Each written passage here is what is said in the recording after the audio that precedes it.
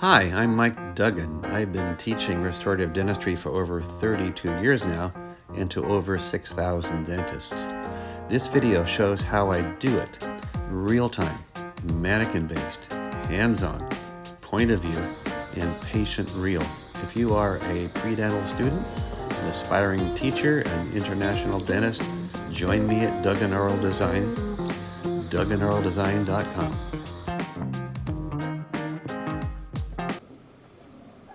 So this seems like it should be fun. It certainly won't take too much time. Tomorrow during the exam, tomorrow. So, at the very least you have 1 hour per prep. At the very least. Most of you will have much more than that. At the very least 1 hour per prep. So, if it takes 20 minutes to do the class 3 and, 30 or 35 minutes to do the class 2s, you've got way more than an hour to do each of the 3 casting preparations. Okay? So, plenty of time. But again, what's the most important part of taking an exam?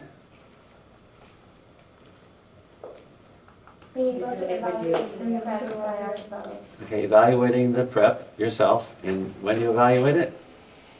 In every step that you do, Okay, you certainly want to evaluate every step so that the next step goes more smoothly and efficiently and more accurately and easily. And then after you finish the prep, you evaluate it again. You evaluate it before you hand it in, right? Yeah, you don't want to hand it in and go, oh man, I forgot to bevel the gingival, or oh man, I forgot to do this, or oh man, I forgot to do that. Or all of a sudden it occurs to you, oh man, I left that hook there. Okay, so the more thoroughly and accurately you can evaluate your prep, the more likely you are to have a really good feeling when you hand it in. Okay? If you have the sense that you really don't know how to evaluate a prep, and you hand it in not knowing whether you did well or not, that's not a good feeling.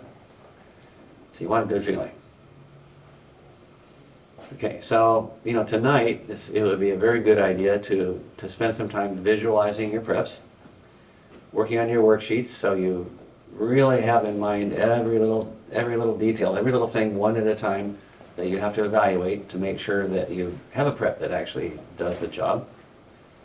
If you know why we're doing each part of the prep the way that we are, if you have a sense of that, then that's going to be hugely valuable. So we've talked about why we do every aspect of the prep the way that we do, and so make sure that you incorporate that into yourself as much as possible. But again, if you can identify an error and then fix it, that's how people pass exams. Not too many people pass an exam by doing the prep and handing it in and doing it well. They pass the exam by doing a prep and not doing it well, but looking at it, and before they hand it in, make a change, and then they pass the exam. So one of the things you will learn on Friday morning is that you could have, probably you have several preps, maybe a couple preps that you did that didn't pass but could have easily if you'd just taken an extra second to identify where there's a problem and then just to make a little change. Sometimes 1 second is all the difference between a passing prep and a failing prep. But in that 1 second, you're fixing it, but before you get to that second, you've got to be able to identify what has to be fixed. You have to say, okay, that's a problem. That has to be fixed. I can't hand that in. I can't take a chance. Okay? Yeah, maybe they won't notice it, but I noticed it, and I know it's not good. It's not going to be an acceptable preparation unless that gets taken care of. So then you take care of it. That's how you pass exams.